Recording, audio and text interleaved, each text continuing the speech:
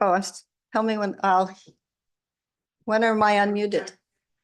I'm good, thank you. All right, welcome back. Thank you for those of you who stuck around while we had a number of things in camera, and I'm going to turn this over to the CAO to take us through some of the things on the, I'll call it the encampment report.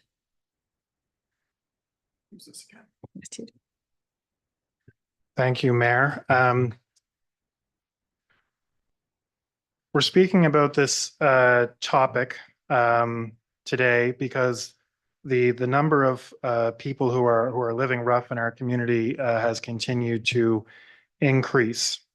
This has a number of impacts, obviously, on those individuals, but also for the staff and the community. And as such, the town has to understand what its options are and start to provide some sense of where we go with this set of circumstances. So with that in mind, staff have provided 4 options that are not intended to facilitate a decision here today, but intended to facilitate some conversation.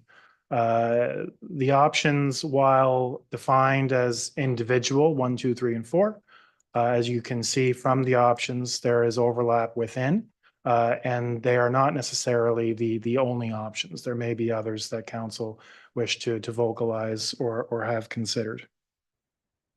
Some of the components to this discussion have already been discussed in camera related to legal and property and other. So those considerations will not be rehashed in this open session. But I'll finish off by just giving a very high level description of each option and then hand it back over to the mayor to facilitate a discussion. So the first option is continuing with the status quo. So continue as we have been doing to provide some very basic support to individuals living at the library. Second option is to identify another town-owned location and formally permit people living rough in that location and continue to provide some necessary basic supports. To facilitate a private or community-based solution, so to engage with community group or individuals who will provide an alternate location and shelter and potentially provide supports to that location. This option, again, is dependent on community members coming forward and successfully securing the required resources and permissions needed for such a site. And then finally, denying permission to shelter on town land. Inform those living rough near the library that they must leave and to continue to enforce this position on all town property. Again, we don't pretend that these are good, objectively good options. They are what there is in our view. And again, acknowledging that there may be, likely is more that can be discussed. And this is not intended to facilitate a decision here today, but is intended to facilitate some form of discussion to be able to move forward and at the appropriate time make a decision about these circumstances. So with that, I will turn it back over to the mayor and address any questions that council might have. Thank you, CEO. I see the first mic, Deputy Mayor Elliott. Any questions or comments? We'll mix those up here. Okay. Well, first of all, I'd like to say that I'm well aware that there's been I call it ad hoc community group meeting since January to try and help navigate. And it's such a complicated issue. But we have connected with the Wolfville Area Interchurch group, and they have a rather sizable sum of money that they want to contribute if the right route can be found. And I'm very grateful towards them. That might work into option 3. But I wanted to add to the discussion a contribution from Sean Gadden, who is a Wolfville resident, is well experienced in Toronto with the homelessness issues. He offers some advice to the province and is a member of our Housing Accelerator Committee. He says option 3 is the best and most respectful of the people camping. It represents a people first and housing first approach. I do believe that a 5th option exists, which would be to secure permanent accommodation with subsidies provided by the town through the Housing Accelerator Fund. I know that this is not technically permitted under the Housing Accelerator Fund, but this would be a housing first response and a pilot or demonstration project. I doubt the feds would complain, ! The other issue with an option 5 would be to source appropriate rental units for folks to move into. More would need to be done on this option. The issue with both approaches, 3 and 5, is the response of the town should be if more people decide to show up and camp. That is definitely a question. From my point of view, Sean says the town needs to develop a housing and homelessness strategy that provides pathways from homelessness and provides the ongoing capacity to address these issues rather than a response from staff that says we are doing this from the corner of our desk and there is no budget allocation to do this work, or it is being done while setting aside other priority projects. I appreciate this is the current response, but that has to change. And my side note would be the province has to help us change that. Sean says, I know that for some on council, this is a slippery slope for a municipality to engage in providing social services, but I can't think of a more urgent cause than homelessness to make the case for building up the town's social capacity to respond to a pressing social issue where the other orders of government have dropped the ball. So something more to think about. Councillor Madeira Voss. I first want to thank staff for pulling together these 4 options, because this is a very difficult issue. It's very challenging, and for everyone, for our community, especially for the members who live in that encampment. And I think that we are all trying to deal with this issue in a sensitive, respectful way. And I think that the options that have been provided to us reflect that, because they reflect the whole breadth of stay, leave, help, whatever that is. And at this point, I would like to explore more information on some of them than others. Personally, I don't. For me, option 4 is kind of ruled out. I don't think that that's really at this point. I don't think that would be fair.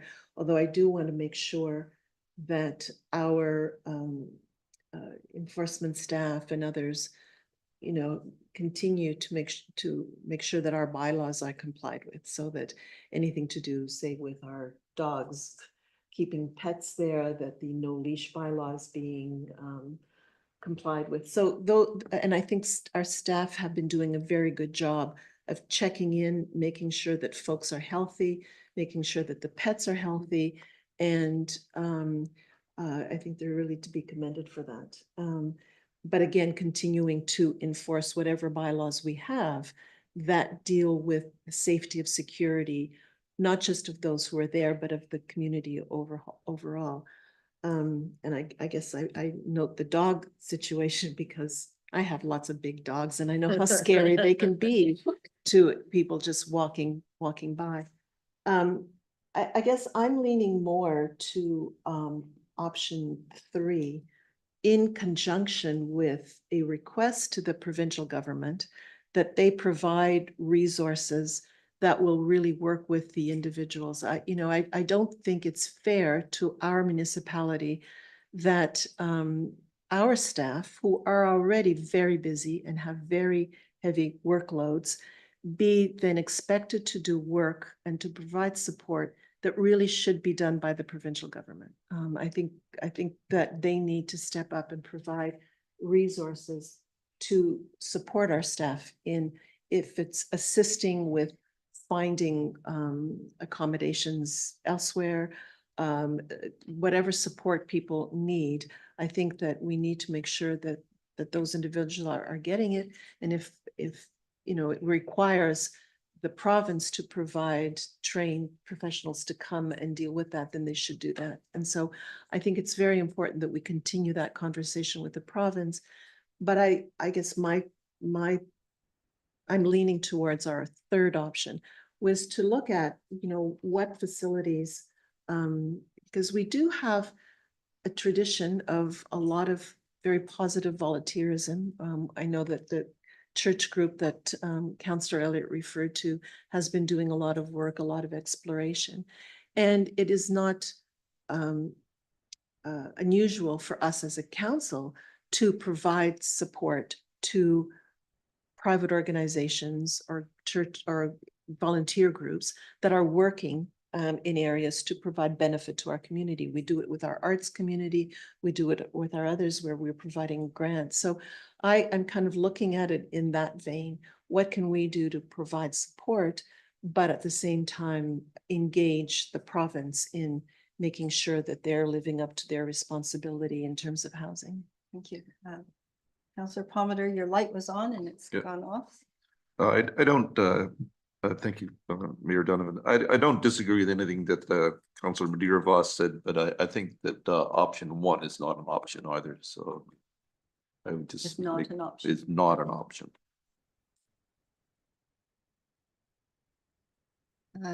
Deputy Mayor, your light. Oh, sorry, it just was on. Councillor Ingham. Thanks, Councilor Madeira Voss. That was well said. I think in discussion with the province, and as we've talked about Open Arms and the new pallet homes up there and the stipulations that they go to Oasis first, can that be something that we can circumvent and maybe navigate in there faster? I don't know how many of the unhoused are going in there, but if they're built and they were, a fair consideration from the province, I'm thinking about $7 million they invested there, something like that. Correct me if I'm wrong. The fellow councillors who went up, we actually did tour them. And so I would hate to not see them being used. So is that something that we can ask Minister Laura about too, in conjunction with what Councillor Madeira Voss said? Councillor McKay. I got maybe a question that maybe morphs the two of those things. I don't really know. Can we 5 and 3? I agree. Option 1 is not an option. Tent communities just shouldn't exist. So I don't think that's an option. But can we use some of the Housing Accelerator Fund to hire an individual to facilitate number 3? And I don't know the answer to that, but is that, I guess Awesome. Director Lake. or at least until we get maybe help from the province? At least the kickoff point would be, can we have a person who does that? So it's not, taking away from everybody else's workload and someone who's trained to do so. Do that, work with the province to either get them into Open Arms or or provide another community solution. I guess Open Arms is a community solution. So is it a morph of those two things together that maybe we could work to finding that solution? We'd have to speak with the funder is the answer. Like, we haven't done that, and the commitments within the accelerator that have already been made and are coming would present problems budget wise. We're not just given $1.8 million at once. No. And so we've been given these installments of money and we're already paying a staff person. Yeah. So could it be done? Maybe. And so I think it's something we'll have to talk to them about. Yeah. Throw it out there for others to. Well, I don't see other questions. Just a couple of pieces of information. I did share this earlier in camera, and it wasn't an in-camera item. So I had actually 2 pieces. I had an informal opportunity to be in the same event with John Lohr on Sunday. And I shared with him some information that is circulating around from Steve Wilsack and James Skinner with respect to the 485,000 that we say Truro, but it was actually Truro, Colchester, East Hants has received. And I complained that, either we weren't aware of it or why was it all this money going to Halifax and going to CBRM and going to Truro? And he was very eager to have a conversation with us. And because I said, this is new for us, and I included us in Kentville. We don't have the resources as small towns to deal with this. We are doing our best, but we desperately need your help. He suggested that he would be very amenable to having a meeting, and he also suggested Minister, is it McGuire, Brendan McGuire, is that the last name? That the two of them would be good people and that we should have an ask. The other thing, and this is, I think, maybe consistent with what the Deputy Mayor said, Wake, which is the Wolfville Area Interchurch Council, has committed $200,000 towards finding some solution for homelessness in our area. I've been asked to come and speak to their board meeting tomorrow night with this being a public report with a kind of a sense of where the community, where our council might be. They've set up a housing committee that has not started to meet yet. I don't believe you haven't had a meeting yet. Okay, sorry, I got out of the bag. And that purpose of that committee would take applications or projects and decide where that money might go. So it is my plan to put in a strong plug for, could you help us? And I agree with, I don't know if it was the Deputy Mayor or Councillor Madeira Voss that said this. I believe this is an all hands on deck. And if we've got groups like Wake, I also would note that Wake will give tax receipts. So they have identified that amount of money, but there was also their newsletter went out with an encouragement for people in the community. If you want to increase that money, they certainly can give a tax receipt. So and there may be other groups like that, between Wake and the province, I think that I've always said we have the table around which we can meet. I think we can solve that. And I too do not believe that 4 is an option. I don't believe that 1 is an option. I believe that 3, and I think 3 and 5 are could be melded together, is where we should be going. I'm not sure where we go in the interim, because winter's only, what do we keep hearing, 3 months away? But that is where I would like to see our efforts go. Councillor Madeira Voss. Thank you for that update. I guess the fact that this group exists and this whole idea that they have, the Wake has $200,000, that's new information. And I think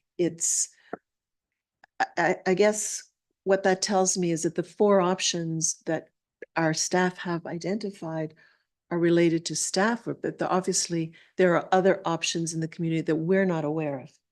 And I think I personally would not then feel comfortable taking any decision today until we know what those other options are. And I don't know, maybe there's an opportunity for us to have a presentation or at least a written or something, because I think I would have liked to have had that information before reading just these 4 because when I was thinking about today, I was thinking this is where things have to stand. Obviously, it's not limited to that. So I think, again, we're in that stage of gathering information, exploring options. I don't know what the best way is, because we've got our next council meeting is in 2 weeks. Certainly we can filter, that information. Lindsay's been at some of those meetings. I'm not sure that it was not public. Is that the word? It was out there in the community that Wake has been doing that. I guess not a lot of people are aware of Wake, but and discussion with John literally happened Sunday. So But we can filter that. I into- don't want to criticize, I'm just No, I saying, understand. a lot of this is just coming now, right? So I think we need, it's important, it's good that we're having these discussions, and I see this as our first step. We need to then identify what's our next step going to be, because as you say, winter is coming quickly, and we need to, you know, identify where do we need support, what's the appropriate support, what can be done, what are our options, and I think we're still exploring that, so. Sorry, what?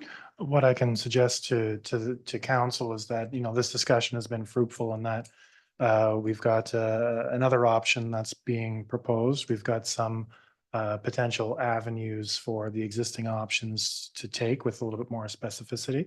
If that information, if we can have that information fed in to staff so it can be populated in the next iteration of whatever comes forward to continue to facilitate this discussion and eventual decision. That might be the most helpful avenue. So that way all of council has a good sense as to what the true options are and can make an informed decision at a later date, if that works.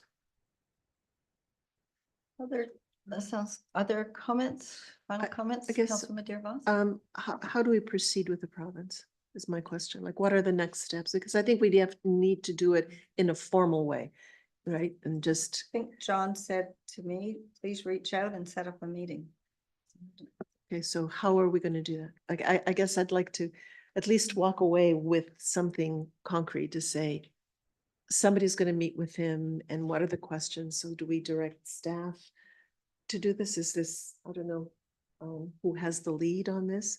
For but maybe connect with the that's- minister's office, that'll come through me and then we'll Yeah. engage others as appropriate. But Okay, again, if it's the will of council, we can reach out to the minister's immediate staff to action that, reach out to the mayor and then formulate a meeting with particular themes to review, to again understand what are real options that can come back into us. okay. So maybe that would be then a next step, that we ask you, Glenn, to take a lead. I would like somebody to take a lead right now, or very soon, with John Lore's office and convene a meeting either with his staff or whomever, so that we can get that dialogue going and identify who the appropriate people are for us to talk with. And maybe then we could have, you know, an interim meeting with him before the 24th. If that's possible, may not be. Yeah, that'll be a little bit up to his and others' schedules, but yeah, we can aim to get something together as quickly as we can.